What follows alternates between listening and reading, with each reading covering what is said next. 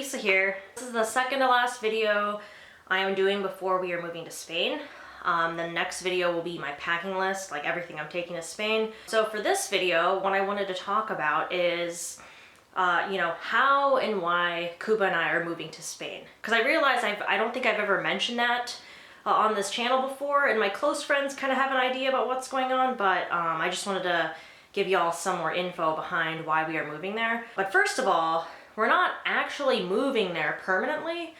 We're just moving there for 3 months. So we're going to be staying in Torremolinos, which is on the southern coast of Spain. Yeah, we'll be there for 3 months. And then we are going to Zagreb, Croatia for 3 months.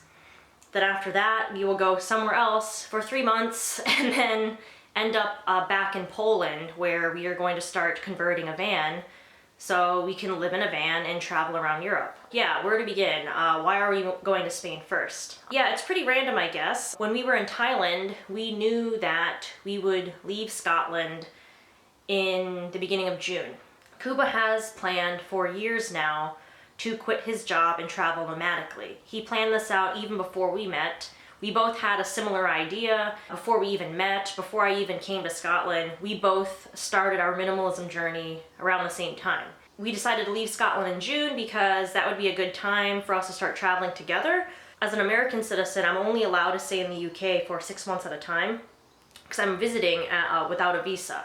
I had come to the UK in December for a few weeks, and we went to Thailand and then came back to the UK. Leaving in June is it's a good time for me to leave Scotland. And so it just worked out that, Kuba was ready to quit his job, and June was the right time to do that. We were trying to figure out where we wanted to go. We were pretty flexible with where we would go on our first stop.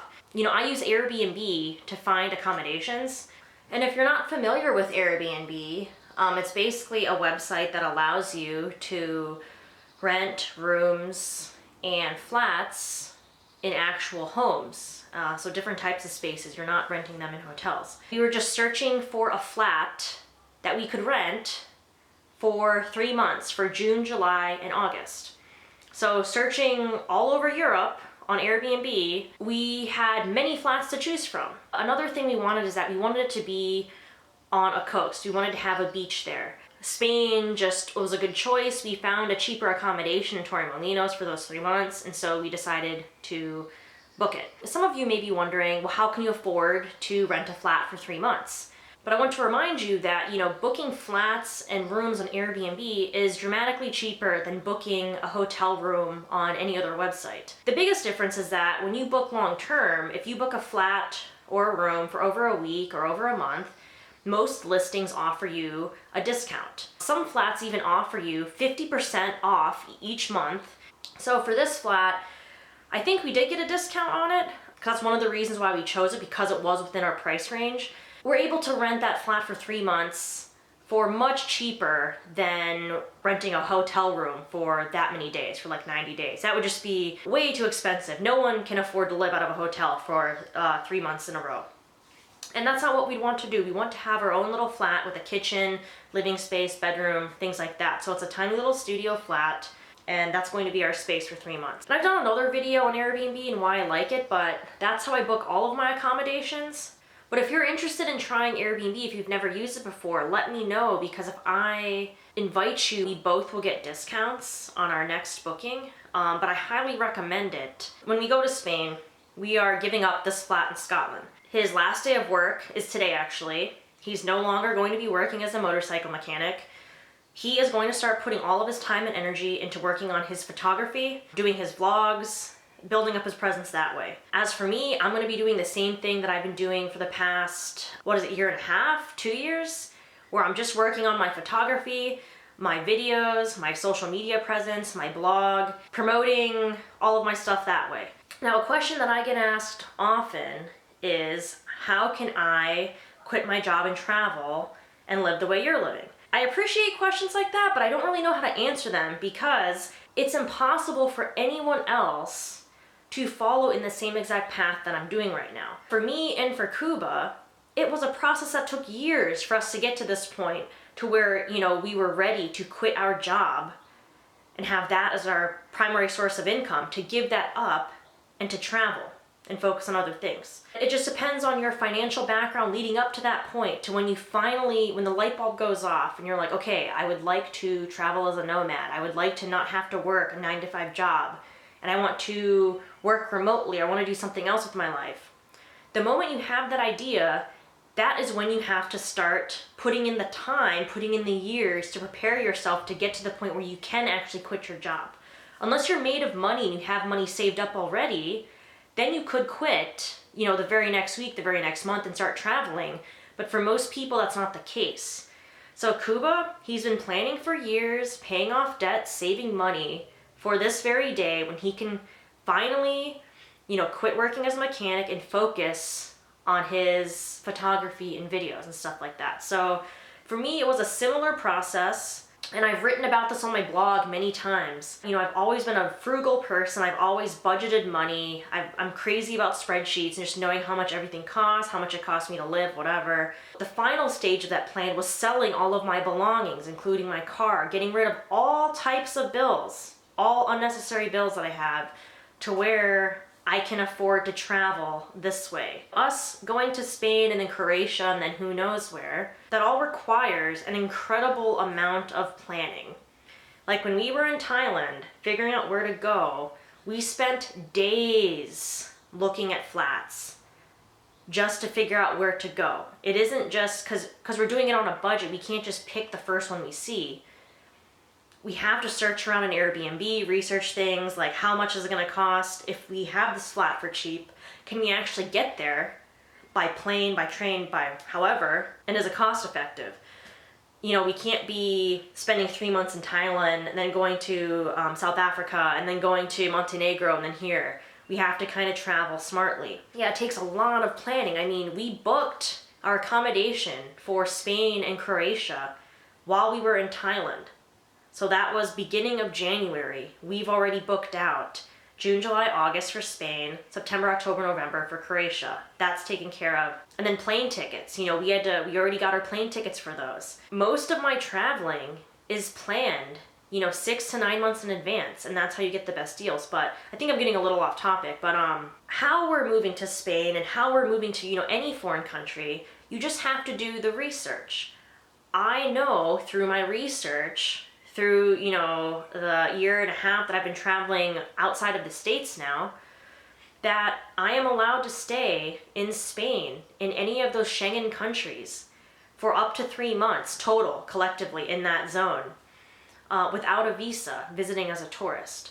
Kuba, he's from Poland. He's allowed to travel freely throughout most of Europe. Yeah, so 3 months was a good amount of time to schedule to stay in Spain. Croatia is not in the Schengen, so I can stay there for an additional 3 months. But you just have to research for every country, and depending where you're from, how long you can stay there without a visa. And that's how I prefer to travel. It's easier. I am not working traditionally, so I can travel as a tourist that way. Things are going to change a little bit because now that we're married, legally, I am allowed to stay with Kuba anywhere in Europe as long as we apply for some type of permit once we get to, in every country, allowing me to stay with my spouse. Kuba has the right to apply for residency in any country. He can move and work wherever. I also have the right to do that now that I'm his wife. So that's something we're going to consider, possibly in Spain, gaining Spanish residency. Once that happens, then legally I am able to work in those countries. So we are not opposed to getting a part-time job. Like, I wouldn't mind working as a barista in a juice bar, something like that. And I'm pretty sure he feels the same way, but right now we don't have to do that. And because we want to just focus on our social media stuff and YouTube and our photography. So that's what we're going to do for now. If you're coming to this channel now and you're wondering like, well, how can she afford to do all these things? You have to remember that this was years in the making. Same for Kuba. We just didn't decide last month like, oh, we're both going to quit our jobs and start traveling. No, this was years in the making. And so you have to make it your priority, and given your own personal financial situation, you have to figure out how can you make this happen. For some people, like for Kuba, he had to keep working for a few years to save that money to where he has a comfortable cushion to where he knows he cannot work for so many months and still get by comfortably. I feel that most people, if you're not traveling nomadically already, if you're, you're just living life, working a job, you have your house full of stuff, whatever, your cost of living is going to be much higher than it needs to be. I guarantee you're going to have all these bills for things you don't actually need. I wouldn't say to plan, it would be impossible for you to keep up the same lifestyle while traveling nomadically. You would just need so much money that's not feasible.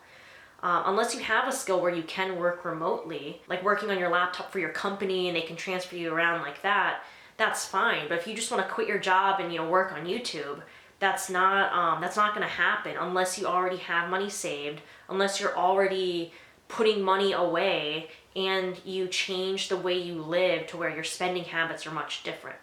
Because right now, Kuba and I spend a lot less money in our daily lives than we used to do in the past. We just don't have any bills now. We just have food, rent, accommodations, and then our phones. And then we'll have travel insurance as well. Yeah, that's how we're doing it. We're flying from London to Malaga. Then we're gonna take a train to Torremolinos. It's not too far away. And then we'll be there for 3 months. We're going to be doing a lot of hiking, day trips or weekend trips to Madrid, definitely, because I've been there twice before. Show Kuba around there. And then we're real close to the beach. I think it's like a 20-minute walk from our flat to the beach. And then we'll be flying out of Madrid to go to Zagreb, and we're gonna be staying there for 3 months. And then we're possibly gonna go back to Spain, maybe to Valencia or somewhere else. Or we're gonna go to Morocco or something like that. I mean, really, there isn't much to it. We could have chosen to move almost anywhere, and the planning would have been the same. First step, can we find accommodations in our price range? Second step, what about the airfare? How are we gonna get there? And then, sorting out how long can we stay there legally? And then once we're there, where can we go next? All of that planning, you have to do everything together and figure out your itinerary where you're going to go. And this is all gonna change once we have our van made. Yeah, by this time next year, we will have a van converted to where we can live out of the van and just travel around Europe, or as far as the van will take us. And so our living expenses will be much different at that point.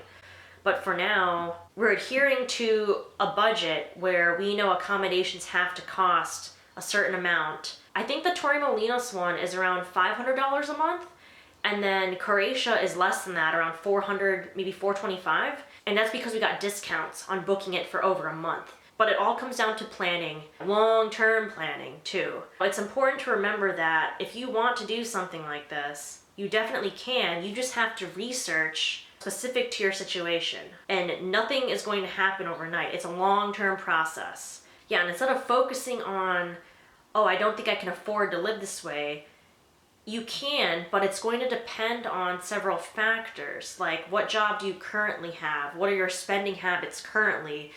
Can you change your spending habits? You definitely can. How can you downsize your stuff? Can you work while traveling? There's all these different options where you can work in exchange for room and board. There are all these different options that can work for your situation.